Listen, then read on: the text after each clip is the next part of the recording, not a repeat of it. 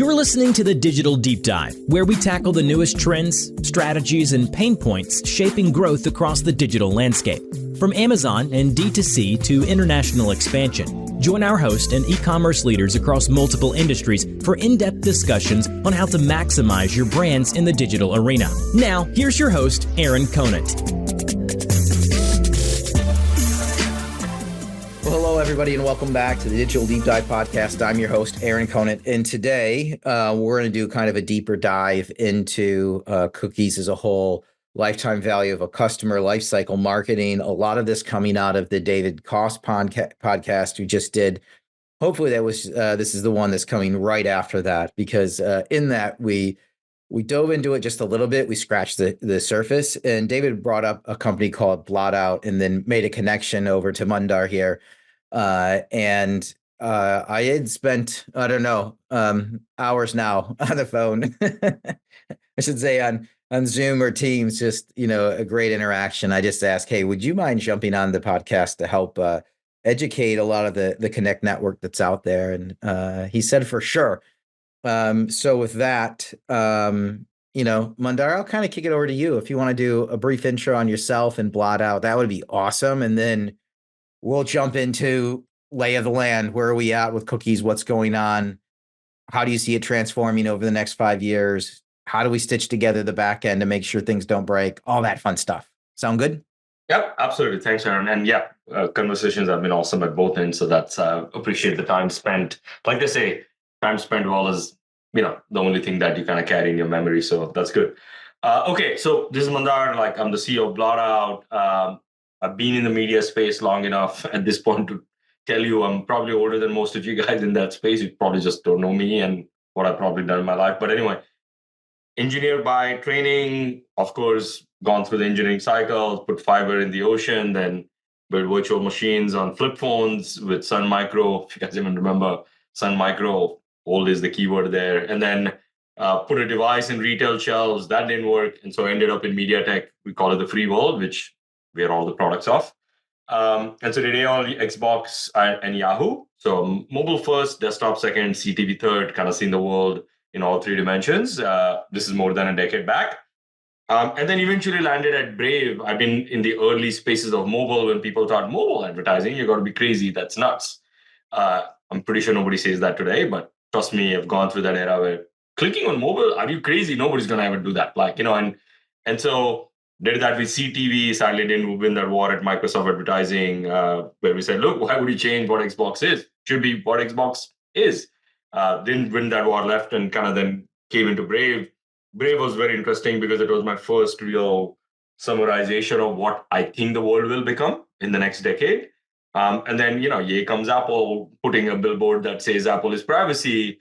And a few of us are like, well, hang on, we started this thing thinking we'll put fire, in the ocean a little bit. And here comes Apple, which is saying, we're just burning it. Let's go. And so Blotout comes to birth in 2019. We didn't know what we were going to do. We pivoted 3 times. Unlike what people might think, everything's like that. It is not. And so the first version of the product was essentially a decentralized attribution platform. We were actually chasing Samsung to say, look, we think the world is coming to an end and the device might be the only attribution thing of choice where you can unify things. Chrome's doing it, by the way. We had done it at Brave. So, of course, there was some experience behind it. But you realize when you're a small startup, nobody's listening to you. Hey, crazies, come back later. They might still come back. We'll see. The second pivot was we were in blockchain. We ran a token. And so we went to big blockchain companies. Some of them were our customers. And we said, let's go build good data for you so you can utilize it for understanding where people are coming from. Turns out they were more interested in putting crypto.com in large arenas and didn't actually understand growth marketing. And then third time's a charm. There was a call with Akamai, who was trying to rebuild the third-party cookie. And the chief strategy officer, he's retired now, I'm not going to call him out, came and said, you're an idiot. And I'm like, well, that's a great way to relive a relationship 20 years in, to just know 21st year that I'm an idiot. But okay, good to know. But you're on the call, so birds of a feather. Right? And so he comes and says, look, if you're looking to essentially activate attribution into channels, you should be an API business. I don't know why you're building lakes. right? It's the pipes that matter, not the lakes. And so fundamentally, Blotout actually happened in 2021. And luckily for us, Apple was busy killing cookies that not everybody understood. And the manifestation of that is what Blotout is today. And we have a lot of people targets on our back, so we'll kind of get into it. But at a very fundamental level, the era that we are in, started in 2020, is called the signal loss era. It's fundamentally two dimensions. One is the loss of the cookie, and then the application of compliance as we know it, whether you call it GDPR, call it SIPA, call it CCPA, lots of versions of that.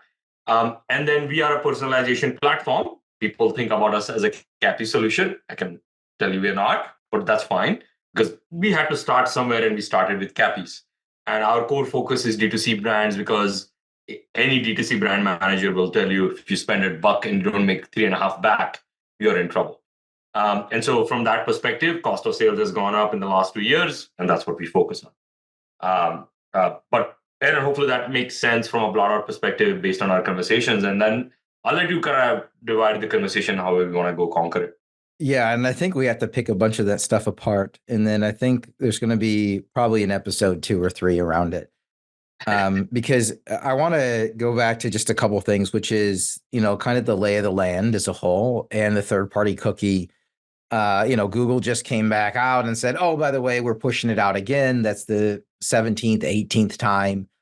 I think there's only between 15 and 20% of the brands who have done anything to address it. And most of them are like, well, I've got a million other things to solve for right now. When Google finally actually does kill it, I'll do something about it. And then, in some of the conversations we're having was like, well, it's almost gone anyways. And so with the iOS 14 update, would love to hear kind of where you see that space right now and how people should be thinking about it. And then what's the next level that we need to get to as a whole? Yeah, great question, right? So let's break down the landscape itself because it's important to understand how everybody's applying these changes. So one dimension is Apple, not Safari, Apple. Important to understand, then I'll clarify why. Second is Firefox, which is 3% of the market, so honestly matters and doesn't matter. And then there is Chrome, right, which is the dominant browser, but sadly has to sit in Apple's world and its own world, right, which is Android and desktop. So if you take the iOS penetration, I'm going to focus on United States as an example because Europe's hard, rest of the world matters, but not as much. And so if you take the US breakdown, a dominant amount of internet consumption happens only through Apple devices. So in 2020, Apple actually killed all third-party cookies on every browser on any iOS device, including Chrome. And if you break down Chrome, you're going to find out that 40% of Chrome actually sits on an iOS device to start with. And you ask any D2C merchant, which is the space we are kind of talking about, using that as an example, most guys will say, Android is great, but really not my focus. It's always iOS. And that sort of answers your question. The reason none of us saw that cookies had deprecated in 2020 is COVID happened. And all of us were buying things because the government was just paying us a lot of money to say, go nuts, boys. We know we are all starving. And so the idea was the reason it doesn't apply that much is a third of GMV for D2C brands goes back to Meta, right? And remember, Meta doesn't have a targeting problem. Every user is logged in Instagram or Facebook. The problem is the advertisers' own systems are not able to collect data and send it back consistently, right? And so they are already solved for it through an API, but that's first landscape, right? So third-party cookies sort of deprecated for a bulk of the most valuable Chrome users in 2020. Nobody's noticed it yet. And so for everybody who's waiting for something magical to happen, you're already in the garbage territory when it's coming to a D2C brand, right? And so whatever Chrome's about to do, honestly, doesn't matter because you and I both know iOS is where most of the transactions are happening, or at least the most valuable transactions are happening. And so that's your third-party cookie land. Now, the second thing that changed, and so by the way, you should know Firefox is a reflection of what Apple does. So Firefox themselves have killed third-party cookies in 2020, March of 2020, And so the next big change happened in August of 2021, and everybody remembers that as iOS 14.5. Everybody knows iOS 14.5 happened, and so there's some deprecation. So for those who don't understand what Apple did, and Apple just didn't impact Meta, of course, they're going after the big boys, the Googles and the Facebooks of the world, What Apple did was Apple said, look, if Aaron is a customer of rei.com, I don't know. I know you're a Colgate customer based on our chat. But let's say you are a Colgate customer. I'm pretty sure you're buying it on retail, but fine, you went to Colgate.com to buy it. If Aaron didn't come back in 7 days, which is, I hope you don't eat toothpaste because you'll be buying it within 7 days, but let's say you're buying it every month, Apple just started deleting all browser data.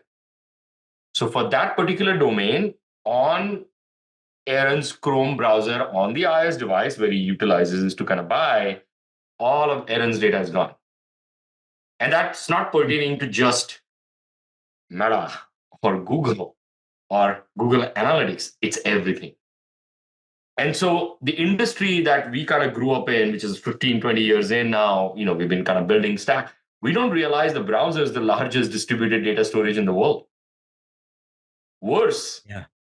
Our identities are the ones that are stored in it, and we are the actual product, right? And so when Apple made that change, it made logical sense to say, look, if the user is not that loyal and they're not coming back, they're not a logged in user, fundamentally, we don't want you to track it, right? But when they said they're essentially going after third parties like Facebook or like, Google to say, you cannot perpetually track users on our devices, even though you have to ask the question saying, I didn't know that Apple was the guardian of the internet, which is a separate topic for another day. So iOS 14 point is they're talking about App Store, like, you can't do this, you can't do this here. And on the left hand, you have not seen my left hand because I'm stabbing the internet left, right, and center. Right? And that's the Apple magic of marketing where people don't fully understand what happened. But what actually happened was everybody's local storage of cookies or local storage gets started deleting every 7 days. Right? And so now you start understanding the landscape change because everybody's still talking third-party cookies on Chrome. But even your first-party cookies, which actually do site-level tracking, are gone. So when Aaron comes back to Colgate a month later, Aaron's just another anonymous user. So your prospecting is screwed, your lifecycle marketing is screwed, everything is screwed. Right? But this is the first opportunity, like where the advertiser has to come and say, oh shit, I now need to take the responsibility of rebuilding this and sending it, because if Facebook hacks it, Apple will keep going after the hacks. If Google hacks it, they'll keep going after the hacks. Those are network-wide level hacks. They are very easy to break. So right? is this? Yeah. Well, isn't that, I mean, that's where like CDPs came on the scene a few years back, right? Yeah. Was the total ID resolution, like, they were trying to consolidate it into that single view of the customer, no matter how does that fit into where we're going? That's a great question. So territorially or philosophically, you're right. Like that was the role of the CDPs. But what we are finding out is the CDPs are actually trying to solve for the puzzle in the lake. Like, and I'll give you a synonymous parity example to help you see how I see it, right? So you have a whole bunch of streams, right? We call them glaciers, right? When Aaron goes to Colgate, data is generated. Simple logic, right? Because content generates data. There are two parts of it. The behavior part, what did Aaron do on the side? And who is Aaron? Right. And as data gets deleted, who is Aaron starts to go up. Like the winners are Amazon, right? Hey, I'm still collecting data. It's useless, but it's there because now it's anonymous. And so CDP started solving the problem in the cloud. And you take the new versions of composable CDPs, nobody's actually talking about the fact that it's the browser surface where data is getting bad, not in the lake or not in the warehouse. And we kind of use the annotation saying, you're collecting data through these different tributaries. By the way, the glaciers, as you kind of collect it, is the one where impurities are generated. Now the tributaries are even dirtier. So now you're taking the worst part of the lake, the dirtiest part, and saying, let me resolve the ID back. And each of the tributaries are fragmented identifiers. Got it. Right. No, and so it totally makes sense. Yeah. So the CDP started with the right attitude saying we should solve for first party data. But if the first party data doesn't sit, we call it the slippery surface of the internet now. If you don't build the ridges to be able to keep the data there, fundamentally, you're essentially solving for a dirty lake. Right? And you and I both know that building dams, which are purifying water at the glacier level, might do all the tributaries well. And that's how we see the problem. Got it. Right?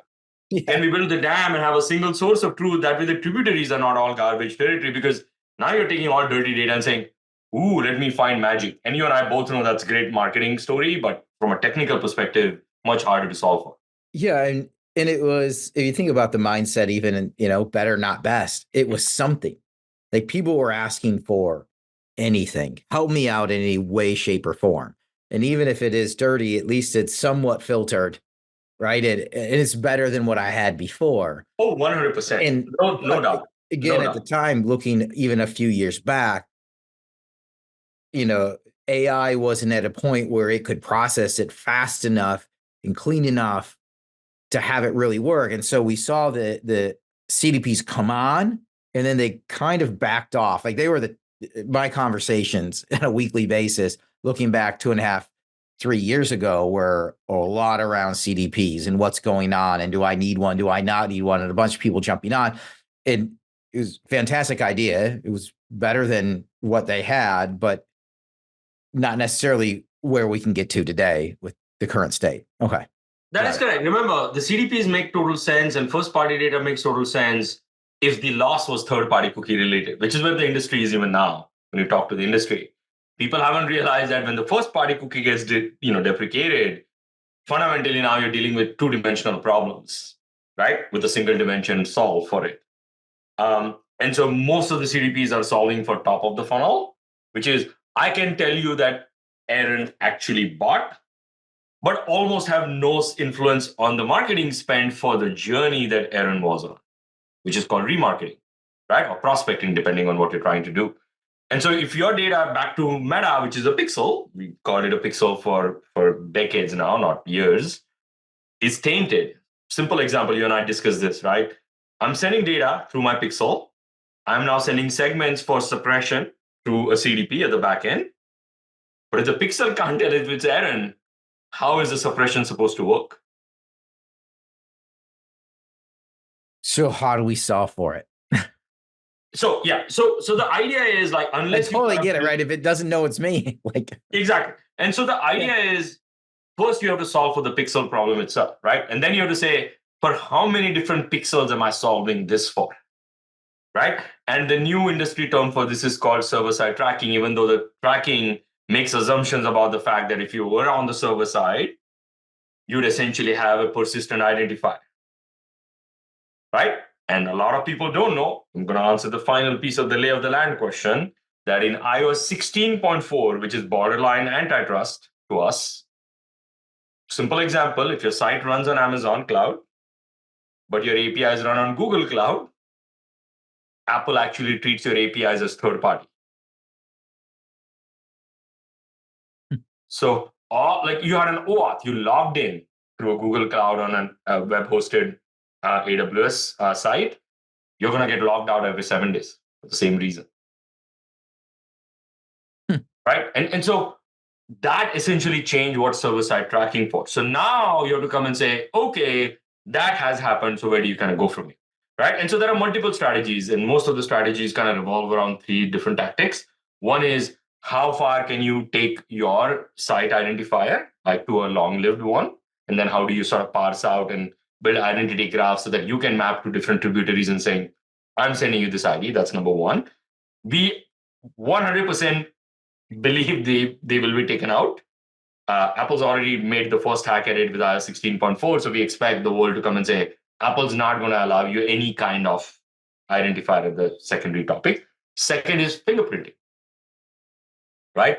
And so there is IP time series, there is browser fingerprinting. And the idea is, remember, when you fingerprint across devices or across brands, that's borderline non-consensual, or has to be compliance or consent driven. But people forget that you could actually fingerprint within your own brand domain. So Aaron's totally cool with Colgate and is consented with Colgate to say, please personalize my journeys because I don't want to get lost in translation. Colgate can go ahead and actually do that for their own stack. That problem today is not solved for by any CDP or anybody else. And once you solve for it, it's important that everybody you share data with, whether it's a Metapixel, whether it's a CDP, whether it's Google Analytics, all of them have consistent identifiers, because without that, fundamentally, you still have a fragmented identifier problem. Right? And then the third part of it is to come and say, can the world cooperate and work against Apple?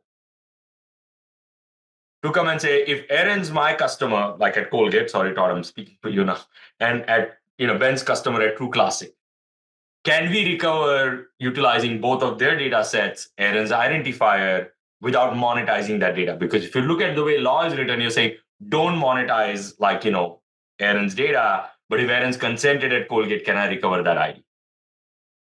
Right? And I'm literally walking you through a roadmap on how this is going to happen in the future. But that's how we're kind of looking at it. But the number one thing is, even if identifiers go to a session level, it's important that all of the channels that are consuming that data have one common identifier, without which the downstream CDPs can't operate at all. They have no idea, because they're going to get a different identifier on a per tributary basis. Right? And so at a very simplified level, that's how we kind of think about it, is you have to have one common source of truth, one common way to kind of link these channels, because if you don't, you have zero idea what's happening downstream. How many people, how many brands out there are prepping for this right now? I mean, we've done the study on this. I don't have a clear answer. What I can tell you is Meta is starting to push for it in the last 2 years for a thing called CAPI, Conversion API. You might have heard of that. So that's driving a lot of psychology. Like I would say Snapchat is finally coming out. We looked at their latest V3 version, it's pretty good. And so everybody's going to have a version of this saying, you send us the data, right? And when you invert a stack like that, where they're saying, you send us the data, you can send the data through a CDP, which is where we started this conversation. But the question is, how much delay is that when a CDP sends it?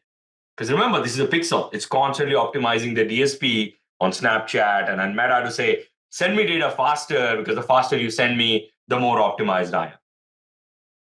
Right? And so to your question, I've kind of given you the challenges with it. I would say less than 1% people even know the problem, maybe 2% at max, but they understand they need a CAPI because Meta is telling them. But if you go under the layer saying, do you know why? I would say most people will not be able to tell you why they need it. More importantly, most people will not be able to tell you how to measure one. Right? And so Meta came up with a thing called EMQ last year called Event Match Quality Scores. It's the first version of quality scoring in API. Imagine that. Meta say, I'm going to score the APIs to tell you who's a better API. Now, you should also know that the market also misuses that data, because people will start a way to hack the APIs to say, look, I'm better than them, which has detrimental effects, and most advertisers don't see that. So we are now in day 3 of this dungeon theory, where you look at some bright light you left behind and you want to go there saying, no, that's where I want to be. And you're like, well, we ain't going back. We're only going in one direction in a much darker place for the next 2 years before we at least start to see the light at the other end. Right? Now, one thing I'll tell you, and this is my philosophy on how we're building our company, the thing that every advertiser doesn't realize is they are now forced to take charge of their data. Right? Because if they don't take charge of their data, they're about to die fast, which is great for the industry, because now you have decentralized pods of data. We're going to have 21 million pods of data. Just reality, deal with it. Second part of it is they became the source of truth. Right? You are actually now sending data to Meta, and Meta has to say, you send me the data because I can't collect it no more. So now the defining point of who's going to win and who's going to lose in these spaces.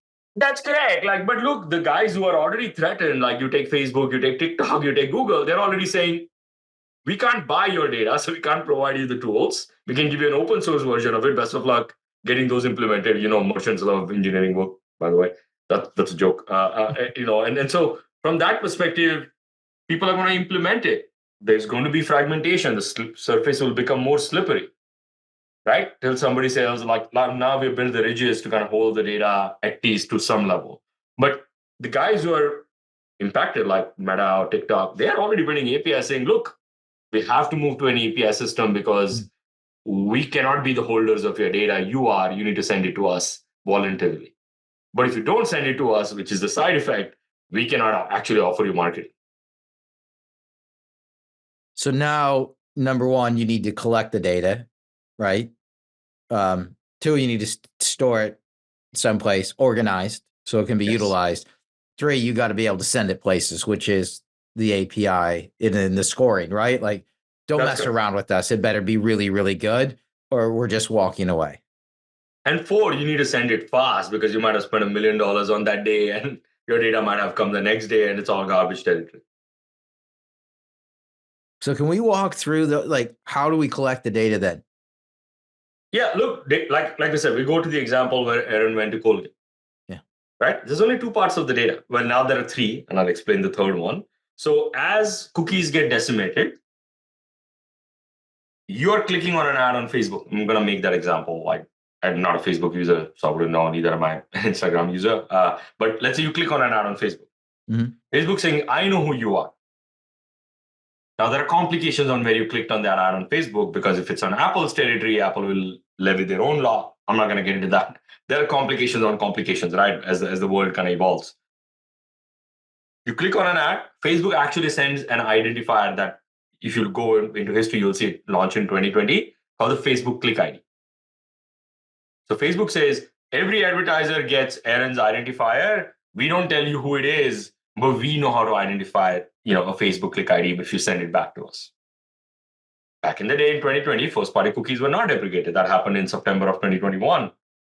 Those IDs were just injected into your first-party cookie and were emitted back on every single event. Nothing changed. Right? You needed only a conversion event for view attribution, because if Aaron never clicked and still bought, Facebook wants to say, I want to go find more errands for you. So that's called view-based attribution. And so at a very fundamental level, that's the trick. So the third variable is not just organizing data. It's also looking at all the incoming variables and graphing them, because until Aaron has given their first-party identifier, those variables become the prospecting tactic in each channel. They need to now collect data for Facebook, TikTok, for Google Click ID, need to collect fingerprints, if you're assuming the future is not persistent identifiers, a lot of that. And so you need tacticians who understand how the internet surface is moving. And when Google makes the cookie change, they should not have to kind of worry about it, because you've already taken care of it. Right? And most of the CDPs are kind of focused on first party, which is when Aaron's already given the data. So the segments of the world, the Rudderstacks of the world, they don't hyper focus on the change in the world, which is, hang on, when a new identifier comes in, how do I sort of implement that as part of my data pipeline stack? Right? And the new generation guys are pretty good at it. Like, the server-side stack guys are pretty good at it. And so 3 variables. One is what came back to me. I need to persist that. Second is, can I actually build a durable ID? Third is, when Aaron gives first-party data, can I collect it? And you take the 3 and say, how far can I take the graph? Right? And then that graph essentially disseminates APIs, calls into your CDP, into your meta, so that one common graph is sort of disseminated. That graph essentially becomes your first-party identity stack. That graph needs to be able to disseminate data fast to Meta, to TikTok, because that's where every time you don't send the data, you lose money. Right? It also replenishes your lifecycle marketing stack, because if you come back and you look anonymous to Colgate, that identity stack says, well, we know it's Aaron. We're good. Here is an event for Aaron. And so now it starts kind of replicating, because each of the mid-funnel guys like Attentive or Klaviyo, they're all CDPs in their own right. And so the term CDP is kind of losing its own definition, because everybody's a CDP now. And we're like, look, everybody has to be, because if you're not managing identity, there is no more free identity on the browser. Right? But there is a stack that connects all these stacks. And that's why when you talk to Blotout, you're saying, we're not competing with you SaaS guys. We're just trying to empower you so that you can kind of get on with your lives. Because the value depreciation is very visible in the mid funnel and the top of the funnel. So then performance must go up. We call it restoration, like, restoration theory rather than going up. And so, yes, the answer to that question is 100%, right? When you have better signals and then you're hyper-focused on signals as a company, that allows performance to go up. Zero doubt about that, right? And very measurable in some platforms. Some platforms are just built right to be able to segment and see them. Some platforms at times is very hard and they're multivariate, like Meta. You might have done the right thing on the data side, but have screwed up elsewhere. Like, I'll give you a classic example of a gentleman who posted about us on YouTube and then went and said, it didn't work for me, but actually never checked that he was suppressing so heavily that when we fixed the data stack performance drop because he's only buying new customers. Right? And so you'll be surprised a lot of the marketing guys actually don't understand how data works because they've never had to. Like, it works. I'm doing all the parts of the puzzle. And so now suddenly education is becoming a topic because without that, people are just guessing and throwing things on the wall. I mean, yeah, it was digital marketing was so easy for so long. And like you're saying, even when the 14.5 update hit, when we're hitting COVID and everybody jumps online, it seemed so easy to do. It just did. And, you know, they were looking at their businesses growing and just thinking, hey, I look at how amazing I am as a marketer, where in reality, it was only going up because everybody was shopping online. And now we're getting to a point where there's a massive focus around profitability, but also around performance in the teams and what's going on. And at the same time, what are we doing? If I have to be the collector of data, how am I holding it? What am I storing? And then how am I communicating what's going on? You brought up GDPR, CCPA, like, I mean, it's just a different space that you're, like what you said, they've never had to worry about it before. Now they have now to. they're going to have to, and there's a massive education. Like, you could probably do a month-long course on this, and at the end, only have 60% of the people get it. That is right. And mind you, we talked about two dimensions, right? Advertiser zone identifier and like the state of compliance. We have yet to kind of talk about what happens to these DSPs when the data is so fragmented across all of. They've had a very consistent stream of data for a very long period of time. Suddenly, 2% guys are solving for the identity. Some of them are not. Some of them are giving delayed data. Some of them are just running pixels. There's no APIs at all. 60, 70% of the market. How does a DSP respond to that? And so now that I'm not going to go, maybe you and I kind of have a chat like on that specific topic on a separate sort of, so what's happening to Meta's DSP? What is happening to TikTok's DSP when all these fragments just randomly show up with crappy data, okay data, mid-okay data, oh, great data? How does it handle it? Because their signals are getting breakages like crazy. And so that's why I call it the day 3 in the 10-day journey, because we're about to enter a very dark space where everybody's going to claim a lot. And like at the end of the day, there's only 2 relationships, right? You are going to Colgate, not to Meta, not to Google. Colgate has to take charge of that data because when shit happens, they're going to get sued. You are going to be the one saying, how did my data end up there? It was not meant to end up there. Right. Right. And so we actually see all of these changes, which are painful in nature and educational in nature, are actually going to push towards a lot of decentralization of data, which is a good thing. Right. And then Aaron has their data, which is your right. Because remember, Colgate doesn't have any data. It's your data on Colgate.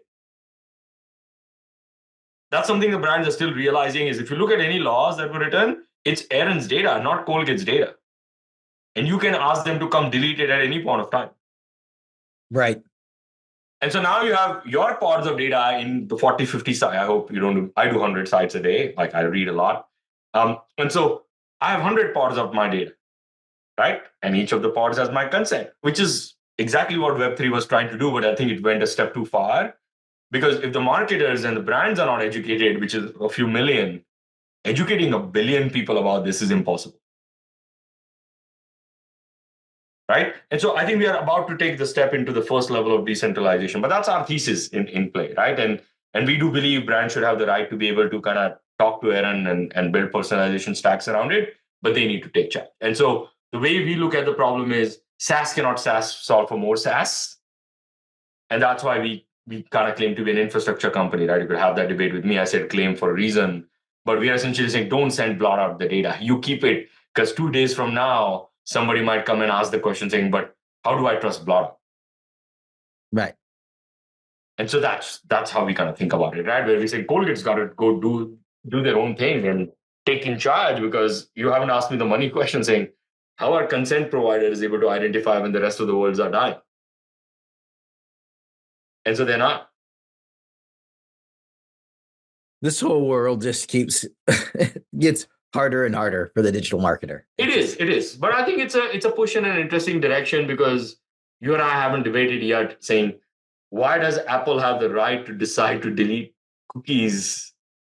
Right? Yeah. Did Aaron say okay to that? Like, in the claim of privacy, that's a lot of people's jobs at stake. And I didn't believe when Mark said it for the first time in 2021. As somebody who's in the space, I can see it now. Like, anytime something goes bad, people's jobs just kind of get screwed because they rely on Meta so much, which is a problem. And so from that perspective, I do feel we are going to have a couple really hard years, right? And I do not believe the current internet infrastructure affords Colgate to have a persistent identifier that they will be in control of. We do believe 2 years from now that won't be the case. Apple will not let that sit. And so from that perspective, we do feel like we kind of work towards that. But again, I don't want to discuss that because that's such a complicated topic in it itself that takes like a week to fully kind of get through it. They're saying it's like, it's almost it's a whole course. It's literally. It is. But look, we might actually finally understand how money gets burned and how we use it and how we need to optimize it. And as Colgate starts to understand, so I'm using Todd's company as a way to kind of, utilize this. But as they start to understand that they actually get to decide what data goes to every partner, you may or may not be surprised. I actually think marketing will start winning that battle on not just trusting attribution at the garden wall levels.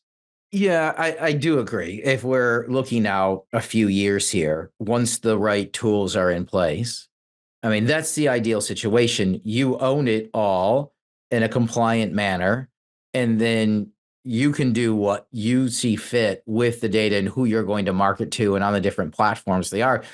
Can optimize spend, eliminate waste, all that fun stuff. Like you're saying, just setting money on fire over here, but you don't know it. It's going to get there. It's just right now, I agree with you. The next few years are going to be very, very interesting as a whole. Man, I bet just sitting back, like soaking in the conversation for, the past half hour. So do you have questions for me? Like, Yeah, so you are a better guide than I am. Like, I've been in this industry too long at the deep end of the pool, as I call it. Like, you've never seen me because I was underground plumbing the pipes. I've done my media sales world, but I don't kind of get involved with that. And D2C is very new for me. And I know you've kind of based your entire company around merchants and commerce. You give us guidance, right? Because you have a better perspective. In the last week, we've been talking, and David Cost has been very kind to us as well, helping us understand, like, you need to market this a little bit better than you're marketing right now. I'm like, yes, that's called education. It's a problem. But when you see it, if I had asked you the question, how far did your knowledge go? Like, how do you see merchants reacting to it? Like, what is top of their mind? Do you even understand what a meta copy is? Like, how do you see the state of the world?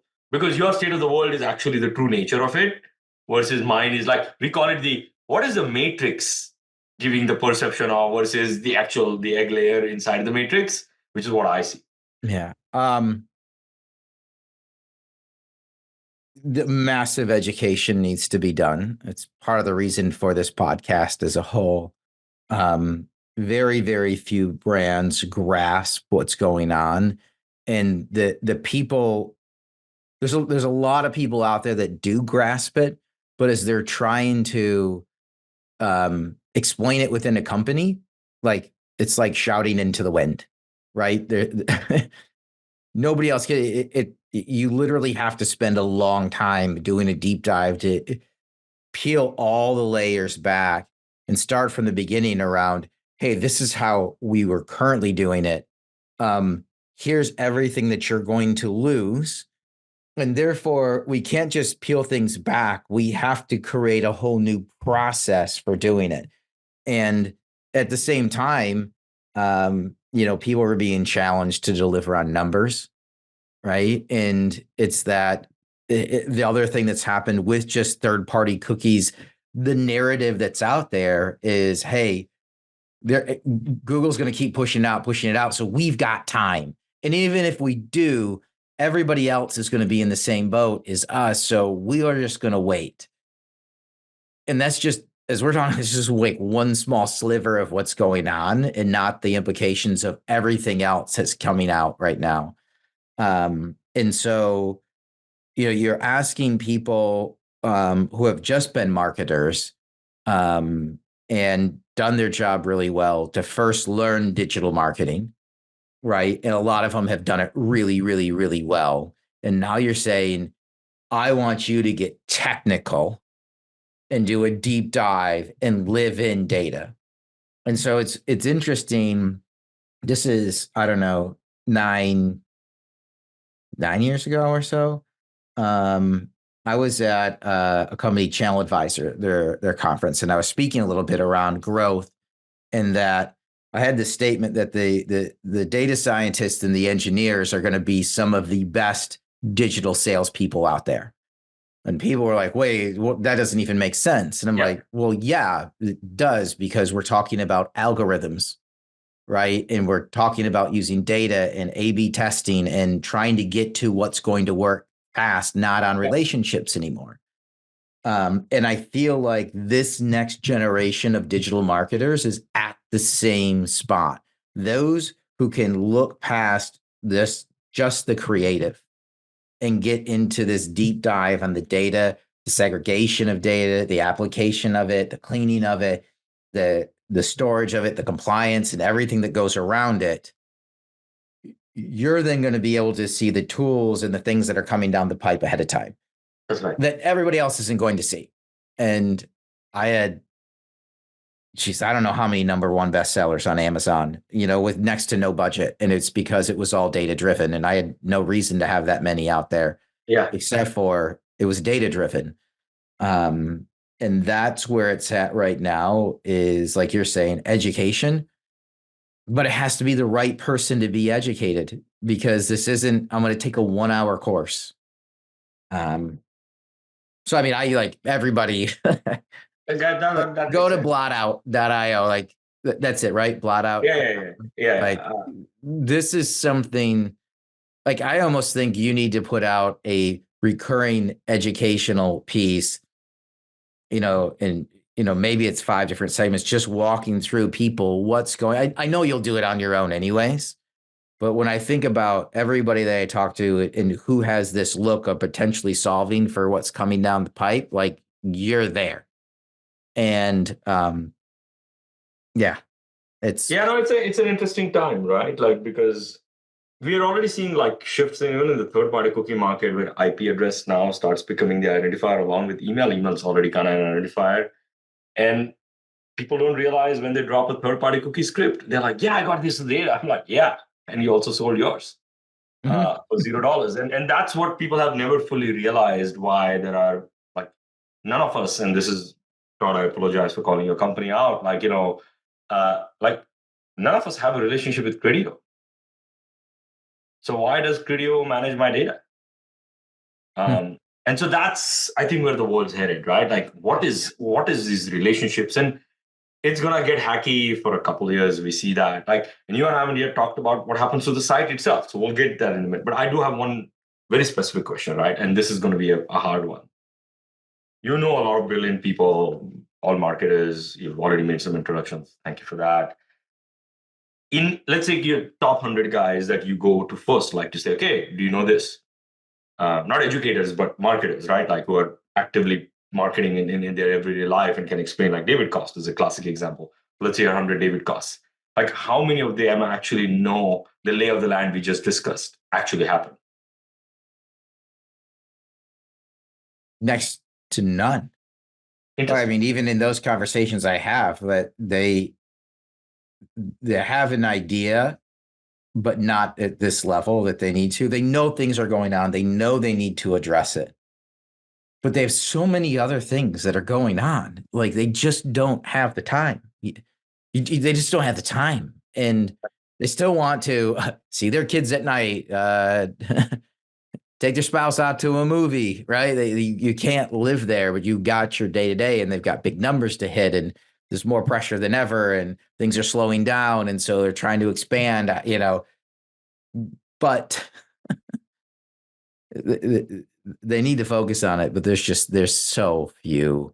That makes sense. There's so few. I mean, I live in this space, and I just talk digital strategy with brands all the time. And you see my brain like crack open as we're talking. Like this, I read a lot of the stuff that we do are basically, as I'm connecting with people, hey, let's go over digital strategy. What's going on?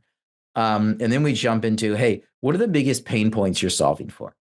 Like, help me craft the content that we're going to do. Help me determine the topics for webinars, the dinners we're going to do. Like, even if we're doing just an experiential event, what's the common theme and group of people we can get there for it? Like, that's where I live, is basically in pain points and strategic initiatives. And this doesn't, I mean, outside of leaders like David, like, this doesn't come up. And then it would have, and it just doesn't happen. It hasn't yet. So, but I think it will. I think it will. That makes sense. Can I ask one more? Yeah, for sure. Yeah. Like, how much do you think, like, Facebook claims AI this, AI that? Like, I'm an old guy. For what it's worth, I have very cynical views of, I don't understand what AI has to do with identity, but fine. Maybe machine learning, linear regression, density curves, like things like that. How much of this do you think each of the platforms, and most of them are not gifted enough to solve for it, so let's assume that would be the case, would actually solve for it without any identification signals from advertisers? Today they're not. They're clearly asking you to implement an API. So we know that they're saying, look, if you can do it, great. It's a gut question, mind you. This is not I don't have the answer. You would ask me the question as well. So I'm just trying to kind of get your gut more than anything else. Yeah. I think they can figure it out. And I think they can figure it out because in the AI space, which everybody wants to get to personalization, who's got your data? Amazon's got your data. Guarantee it. Shopping has its browsing habits, and you're consenting as soon as you log in. Yep. Google's got it. Facebook, Meta, they've got it. Like, these big companies have it, and they have the computing power to organize it, clean it, and make it ultra powerful, so that when AI steps in, it's got the biggest reservoir of the cleanest, crystal clear data.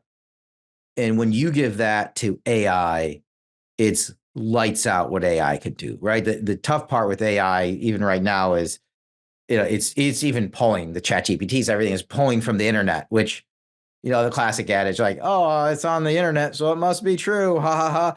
Everybody knows that part is broken. Yes. And therefore, what AI kicks out right now is broken. But as these companies can first organize that data, they can do some pretty ridiculous things, right? And simple, like, keystrokes to know who you are, right? It's super creepy.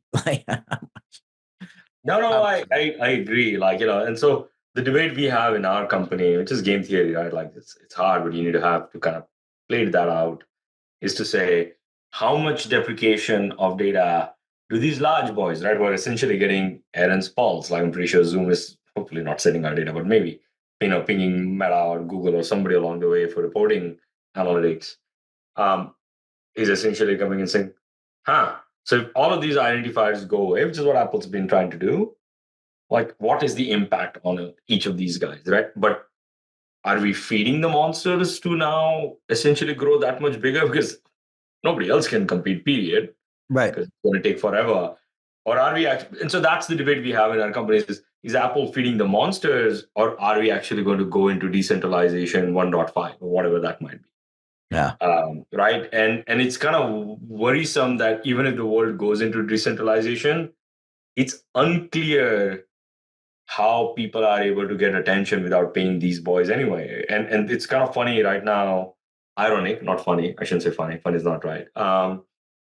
We pay Meta to send our data so that they can optimize traffic for us.